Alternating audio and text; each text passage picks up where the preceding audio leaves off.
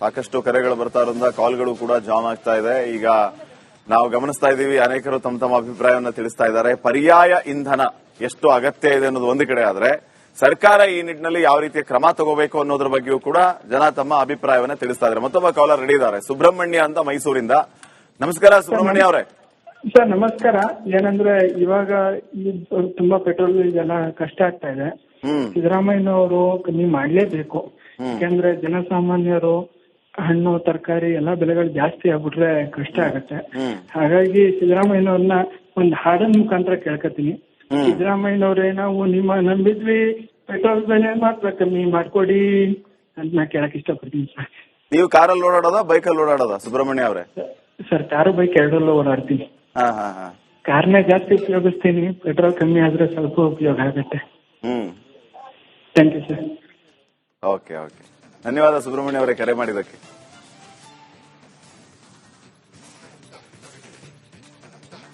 ದಾಸಪ್ಪ ಅಂತ ಹೇಳಿ ತುಮಕೂರಿನಿಂದ ನಮ್ ಜೊತೆ ದೂರವಾಣಿ ಸಂಪರ್ಕದಲ್ಲಿದ್ದಾರೆ. ಸರ್ ನಮಸ್ಕಾರ. ನಮಸ್ತೆ, ಹೇಳಿ ಮೇಡಮ್.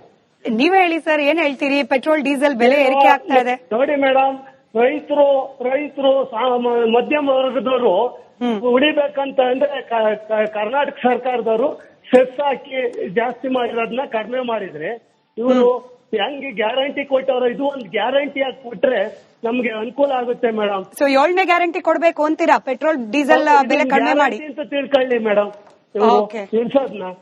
ಆದ್ರಿಂದ ಜನಕ್ಕೆ ಅನುಕೂಲ ಮಾಡೋದಾದ್ರೆ ಸರ್ಕಾರ ಇದೇನದಾದ್ರೆ, ಜನಪರ ಇದೇನದಾದ್ರೆ ಗ್ಯಾರಂಟಿ ಇವರು ಕಡಿಮೆ ಮಾಡಿ ಸೆಸ್ ಆಗಿ ಇರೋದನ್ನ ಒಂದ್ 10 ರೂಪಾಯಿ ಕಡಿಮೆ ಮಾಡಿದ್ರೆ ಜನಕ್ಕೆ, ಮಧ್ಯಮ ವರ್ಗದವರಿಗೆ, ಬಡವರಿಗೆ ಅನುಕೂಲ ಆಗುತ್ತೆ ಮೇಡಮ್.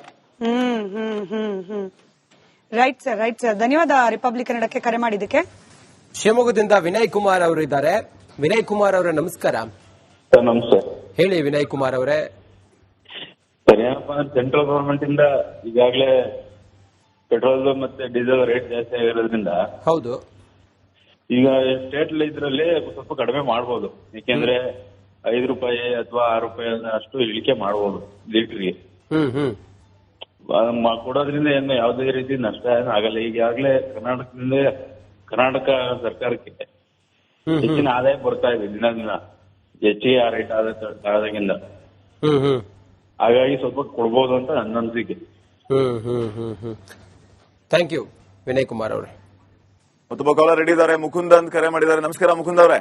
ನಮಸ್ಕಾರ ಸರ್. ಎಸ್ ಸರ್, ನಿಮ್ಮ ಅಭಿಪ್ರಾಯ ಏನು ಸರ್? ಇಮಿಡಿಯೇಟ್ ಆಗಿ ಈ ರಾಜ್ಯ ಸರ್ಕಾರ ಏನಿದೆ ನಮ್ದು, ಕೇಂದ್ರ ಸರ್ಕಾರದ ಬಗ್ಗೆ ದೋಷ ಹೇಳೋದ್ರ ಬದಲು ಅವ್ರ ಕೈಯಲ್ಲಿರೋ ದುಡ್ಡಿಂದ 5-10 ರೂಪಾಯಿ ಕಮ್ಮಿ ಮಾಡಿದ್ರೆ ನಮ್ಗೆಲ್ಲ ಅನುಕೂಲ ಆಗತ್ತೆ.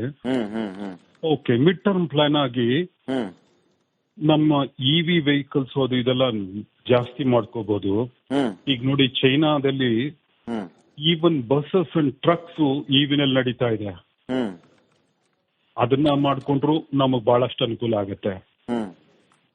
ಮತ್ತು ಅಲ್ದಿರ ಮೂರನೇ ಅಭಿಪ್ರಾಯ ಹೇಳ್ಬೇಕು ಅಂದ್ರೆ, ಆಲ್ಟರ್ನೇಟ್ ಫ್ಯೂಯಲ್, ಎಥನಾಲ್ ಅಂತ, ಅದೆಲ್ಲ ನಿಮ್ಮ ಅಗ್ರಿಕಲ್ಚರ್ ವೇಸ್ಟೇಜ್ ಇಂದ ಮಾಡುವಂತದ್ದು ಅಥವಾ ಮುಸ್ಕಿನ್ ಜೋಳದಿಂದ ತಯಾರು ಮಾಡುವಂತದ್ದು. ನಮ್ದು ಅಗ್ರಿಕಲ್ಚರ್ ಬೇಸ್ಡ್ ಕಂಟ್ರಿ, ಬೇಕಾದಷ್ಟು ಜೋಳ ಬೆಳಿತೀವಿ.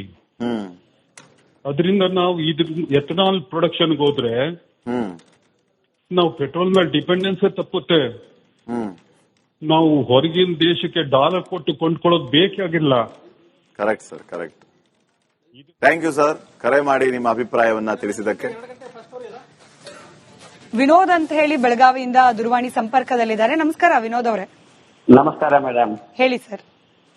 ಅಲ್ಲ, ಯುದ್ಧ ನಡೆದಿದ್ದರಿಂದ ಸ್ವಲ್ಪ ಸೆಂಟ್ರಲ್ ದಿಂದ ಹೆಚ್ಚು ಬರ್ತಾ ಇರೋದು, ಪೆಟ್ರೋಲ್ ಬರ್ತಾ ಇರೋದ್ರ, ಇದು ಕಚ್ಚಾ ತೈಲ ಬರ್ತಾ ಇಲ್ಲದೇ ಇರೋದ್ರಿಂದ ಸ್ವಲ್ಪ ಅನಾನುಕೂಲ ಆಗಿದೆ. ಹೀಗಾಗಿ ಸೆಂಟ್ರಲ್ ಗವರ್ಮೆಂಟ್ ಮಾಡಿದೆ. ಆದ್ರೆ ಇವ್ರು ಕರ್ನಾಟಕದವ್ರು ಇಷ್ಟೆಲ್ಲ ಮೋದಿ ಅವರು ಏರಿಸಿದ್ದಾರೆ ಅಂತಾರಲ್ಲ, ಸಮ್ ಟ್ಯಾಕ್ಸ್ ಬಿಡಬಹುದಲ್ಲ ಇದ್ರ ಮೇಲೆ? ಹೌದಲ್ಲ ಮೇಡಮ್? ಸ್ವಲ್ಪ ನಮ್ಮ ಕರ್ನಾಟಕ ಜನತೆಗೆ ಇವ್ರು ಅನುಕೂಲ ಮಾಡಬಹುದಲ್ಲ? ಬಟ್ ಬೆಲೆ ಏರಿಸಿದವರು ನಾವ್ಯಾಕೆ ಕಮ್ಮಿ ಮಾಡ್ಬೇಕು ಅಂತಾರಲ್ಲ ಸರ್ ರಾಜ್ಯ ಸರ್ಕಾರದವರು? ಹೌದು, ಬೆಲೆ ಏರಿಸೋದ್ರಿಂದ ಇವ್ರಿಗೂ ಕೂಡ ಟ್ಯಾಕ್ಸ್ ಹೆಚ್ಚಿಗೆ ಬರ್ತಿದೆ ಅಲ್ವಾ? ಆ ಟ್ಯಾಕ್ಸ್ ಆದ್ರೂ ನಮ್ಮ ಕರ್ನಾಟಕದ ಜನತೆಗೆ ಆದ್ರೂ ಇವರು ನಾವು ಅದನ್ನು ಕೊಟ್ಟಿದ್ದೇವೆ ಇದನ್ನು ಕೊಟ್ಟಿದ್ದೇವೆ ಅಂತ ಹೇಳ್ತಾರಲ್ಲ, ಅದನ್ನಾದ್ರೂ ಸ್ವಲ್ಪ ಕಡಿಮೆ ಮಾಡಬಹುದಲ್ಲ? ಸರಿ ಸರಿ ಇದೆ ಸರ್, ಸರಿ ಇದೆ. ಧನ್ಯವಾದ ರಿಪಬ್ಲಿಕ್ ಕನ್ನಡಕ್ಕೆ ಕರೆ ಮಾಡಿದಕ್ಕೆ. ಇನ್ನು ಪುಟ್ಟಸ್ವಾಮಿ ಅನ್ನೋರು ಕರೆ ಮಾಡಿದ್ದಾರೆ. ನಮಸ್ಕಾರ ಪುಟ್ಟಸ್ವಾಮಿ ಅವರೇ. ಸರ್ ನಮಸ್ಕಾರ ಸರ್. ಹೇಳಿ, ಮೈಸೂರಿಂದ ತಾವು ಕಾಲ್ ಮಾಡಿದ್ದೀರಿ. ಇದನ್ನ ತಾವು ಹೇಗ್ ನೋಡ್ತಾ ಇದ್ದೀರಿ? ಪರ್ಯಾಯವಾಗಿ ಏನ್ ಮಾಡಬಹುದು ಅಂತ ತಮ್ಮ ಅಭಿಪ್ರಾಯ? ಸರ್ ಇದಕ್ಕೆಲ್ಲ ಪರ್ಯಾಯ ಮಾಧ್ಯಮ ದೇವ್ರುಗಳೇ ಬುದ್ಧಿ ಹೇಳ್ಬೇಕು ಸರ್. ಅವ್ರಿಗೆ ಮಾಧ್ಯಮದಲ್ಲಿ ಇರೋರು ನೀವೇ ಸರ್ ದೇವ್ರುಗಳು ಈಗ ನಮ್ಗೆ. ಅವ್ರು ನೋಡಿ, ರಾಜ್ಯದವ್ರ ಮೇಲೆ ಕೇಂದ್ರದವ್ರು ಹೇಳ್ತಾರೆ, ಕೇಂದ್ರದವ್ರ ಮೇಲೆ ರಾಜ್ಯದವ್ರು ಹೇಳ್ತಾರೆ.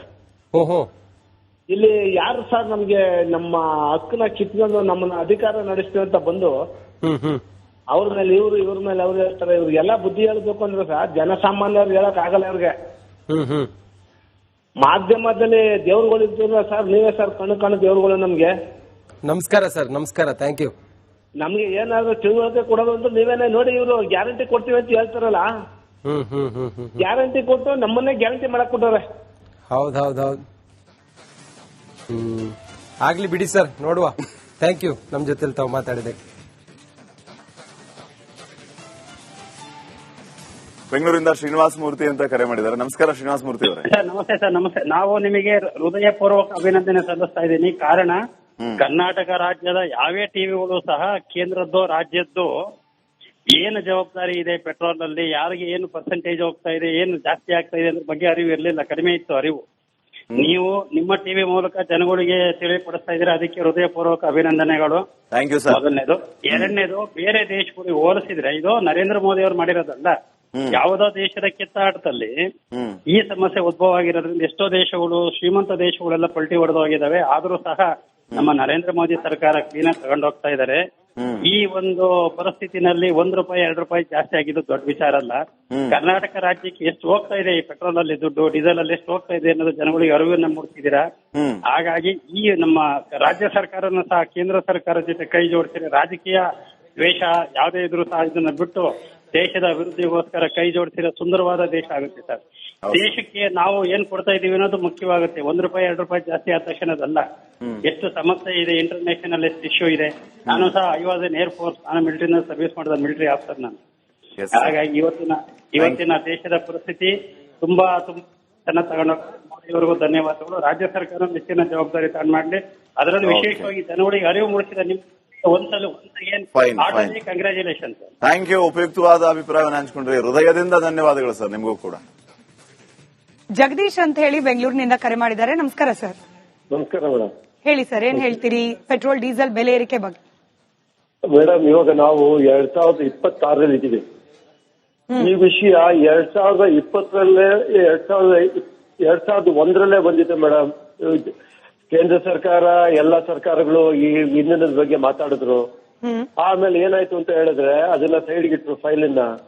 ಆಗ ನಾನು ಹೇಳ್ತೀನಿ, 2001 ಬ್ರೆಜಿಲ್ ಅನ್ನೋ ಒಂದು ದೇಶ ಪೂರ್ತಿ ಎಥನಾಲ್ ಮೇಲೆ ಓಡಿಸ್ತಾ ಇತ್ತು ಮೇಡಮ್ ಅವ್ರ ಜೀವನನ. ಅವ್ರು ಹೇಳಿದ್ರು, ನಾನು ಪ್ರಪಂಚದಲ್ಲಿ ಯಾವುದೇ ದೇಶದಲ್ಲಿ ಪೆಟ್ರೋಲ್ ಡಿಪೆಂಡ್ ಆಗಿಲ್ಲ, ನಾವು ಪೂರ್ತಿ ಎಥನಾಲ್ ಇಂದ ಇದರಿಂದ ಎಲ್ಲಾ ವಾಹನಗಳನ್ನ ಓಡಿಸ್ತೀವಿ, ಎಲ್ಲಾ ಫ್ಯಾಕ್ಟರಿಗಳನ್ನು ಮಾಡ್ತೀವಿ. ದೇಶದಲ್ಲಿ, ನಿಮ್ಮ ಭಾರತ ದೇಶದಲ್ಲಿ ಸಕ್ಕರೆ ಉತ್ಪಾದನೆ ಮಾಡೋದು ಕಡಿಮೆ ಮಾಡಿ, ಎಥನಾಲ್ ಮಾಡಿ, ನಿಮ್ಮ ದೇಶವನ್ನು ಸ್ವಾವಲಂಬಿಗಳಾಗಿ ಮಾಡಿ ಅಂತ ಹೇಳಿದ್ರು ಮೇಡಮ್.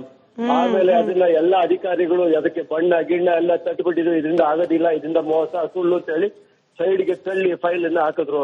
ನೋಡಿ, ಇವಾಗ 2026 ಎಲ್ಲಿಗೆ ಬಂದು ನಿಂತಿದ್ರೆ ಇವಾಗ 5% 10% ಎಥನಾಲ್ ಇಂದ ಇವಾಗ 15% ಹೋಗ್ತಾ ಇದೀವಿ. ಇನ್ನು ನಾವು ಕುಂಟುತ್ತಾ ಹೋಗ್ತಾ ಇದೀವಿ. ಅಂದ್ರೆ ಯುದ್ಧ ಕಾಲ ಶಸ್ತ್ರಾಭ್ಯಾಸ ಮಾಡ್ತಾ ಇದೀವಿ ಮೇಡಮ್. ಇವಾಗ ಇಲ್ಲೇ ನಡೀತಾ ಇದೆ. ಎಲ್ಲ ರಾಜ್ಯ ಸರ್ಕಾರಗಳು ಕೇಂದ್ರ ಸರ್ಕಾರದ ಮೇಲೆ, ಕೇಂದ್ರ ಸರ್ಕಾರ ಸುಮ್ಮನೆ ಕೂತ್ಕೊಂಡಿದೆ. ಅವ್ರು ಏನ್ ಮಾಡ್ತಾರೆ ಮೇಡಮ್, ನಮಗೆ ಬರೋ ಪೆಟ್ರೋಲು ಡೀಸೆಲ್ ಬರೋದಕ್ಕೆ ಏನ್ ಮಾಡ್ಬೇಕು ಅದ್ರ ಬಗ್ಗೆ ವ್ಯವಸ್ಥೆ ಮಾಡ್ತಿದ್ದಾರೆ ಹೊರತು ಇಲ್ಲಿನ ಬೆಲೆಗಳ ಬಗ್ಗೆ ಅವ್ರಿಗೆ ತಲೆ ಕೆಡ್ಸ್ಕೊಳಕ್ ಆಗ್ತಾ ಇಲ್ಲ. ಯಾಕೆಂದ್ರೆ ಈಗ ಏನಾದ್ರೆ ಯುದ್ಧ ಮುಂದೆ ಬರ್ದಿದ್ರೆ ಪೆಟ್ರೋಲ್ ಇವತ್ತಿನ ಬೆಲೆ ಇನ್ನು 4 ಅಲ್ಲ 5 ಅಲ್ಲ 6 ಪಟ್ಟು ಬೆಲೆಗೆ ಹೋಗುವಂತ ಪರಿಸ್ಥಿತಿ ಬರಬಹುದು. Right sir, right sir. ಧನ್ಯವಾದ ರಿಪಬ್ಲಿಕ್ ಕನ್ನಡ ಜೊತೆ ಮಾತನಾಡಿ.